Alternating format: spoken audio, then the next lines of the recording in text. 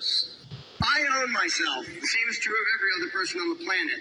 You don't own me. Your politician masters don't own me. I have no obligation to obey the arbitrary garbage that they call law. And I have no obligation to put up with it when you unthinkingly come to be a thug to force the politician's will on me. Now, you probably got that badge and joined up, I don't care what level or what agency, thinking that you would be a force for law and order. And for that, I commend you. You thought you were doing the right thing. Turns out you were wrong. You're not the good guy. Your hat, your badge, your title, the law books, they don't make you the good guy. Because morality doesn't change just because politicians scribble something on paper. So Mr. and Mrs. DEA agent, IRS, ATF, CIA, DHS, TSA, the rest of them, you are the bad guys.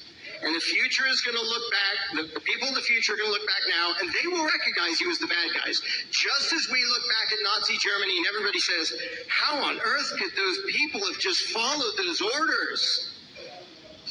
The future is going to look back at you, Mr. and Mrs. Federal or state cop, and say, why on earth did they keep doing these things to innocent people just because they were told to?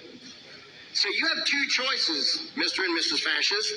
Either you can think for yourself now, figure out that you're the bad guy, and become the good guy, or until the end of time, history will remember you as a stupid, unthinking, evil thug.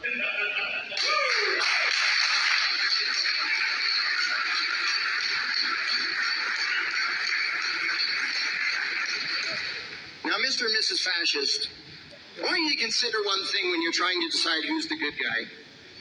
Do you see anybody here having shootouts and blowing stuff up, raiding people with their SWAT gear? We say things. We express ideas. You spy on us. You invade houses. You put on your SWAT team and act like fascists. Who do you think that kind of hints is the good guy here? We say words and you violently attack us for it. And you call us terrorists. Who do you actually think is the good guy? At what point are you going to think outside the box enough to realize that your profession can be described as initiating violence against innocent people because politicians told you to? The problem is he thinks that they don't already know they're the bad guys. They are willfully committing these acts with full knowledge that they are the bad guys already. There's no confusion on their side. It's just us that have been not wanting to just really just all together be like, hey, fuck that. Like, these guys are terrible. Like, no, they know they the bad guy. When they stalking the targeted individual and doing the things they do, pressing them buttons and telling them people how to go and fuck around with me when I go out in public, oh, they know they the bad guys.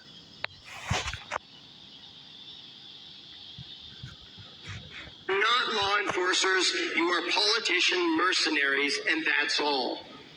Freemason mercenaries. Here's the scary part, Mr. and Mrs. Fascist. You know what I want to have happen to you? I want you to put down your badge and join humanity.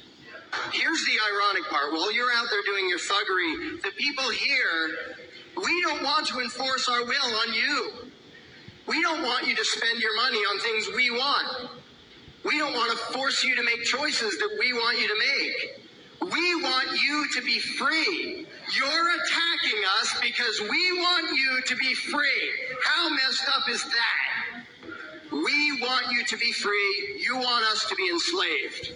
Now, in the future, people will look back and say, how could anybody have been so stupid, so insane, so irresponsible to work for the DEA, IRS, ATF, whatever?